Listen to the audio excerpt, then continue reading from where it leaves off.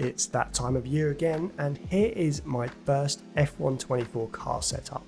This is the first of many, but as always in previous years, first up is Bahrain. This year, the handling feels pretty different from last year, and not necessarily in a good way. After a little while with the game, I feel like I'm used to it a lot more, but I'm not sure if it's an overall improvement. The new handling does mean that car setups are much more important than ever. You really can't just strap on a time trial setup and use it in a career mode or Grand Prix, it just won't work. The time trial meta seems to be pretty extreme with high aero, full left on the camber and extremely stiff suspension setups. This approach, along with a low brake bias that seems pretty common in time trial setups, will cause you all sorts of problems during a race. I'm fully expecting the handling to be patched pretty soon, which could mean I'll be redoing this car setup in the not too distant future. But for now, here is my F124 Bahrain car setup. Just a pointer, this is designed for races, not for time trial, and it's been created using a racing wheel.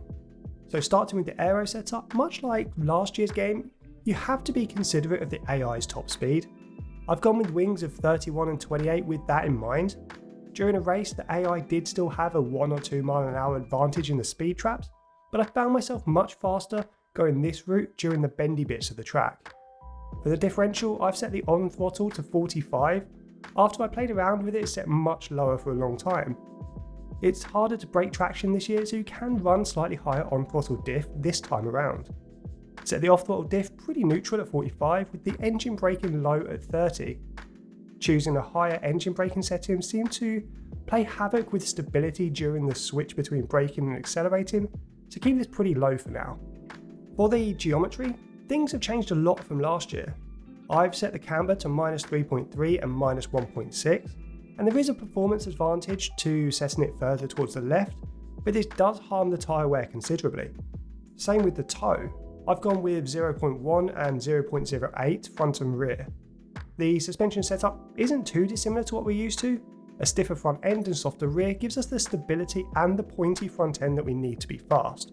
Set the suspension to 32 and 6, and the anti-roll bars to 4 and 1. Time trial setups seem to run incredibly stiff ARBs, but this quite simply isn't feasible during a race.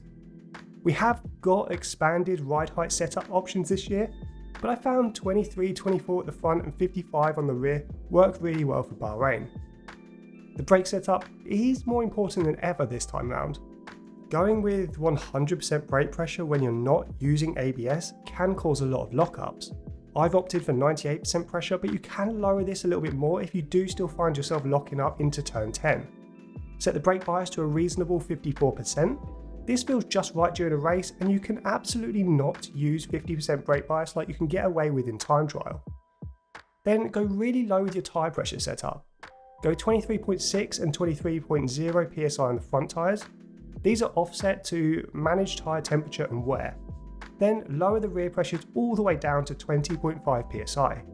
The rear tyres are really vulnerable to overheating if you drive aggressively, so try to focus on consistent performance rather than putting in 25 qualifying laps throughout a race. This is our first F124 car setup this year, with many more to come really soon. Let me know your thoughts in the comments below to this setup and what route you've gone with yours. Also, are you liking this new handling model, or like me, do you think it's a little bit wonky? Let me know in the comments below and hit that like button if you've enjoyed this setup. As always, consider subscribing, as I will be releasing F124 content every single day moving forward, including new car setups, guides, settings, that sort of thing. But until then guys, enjoy Bahrain and I will see you on track.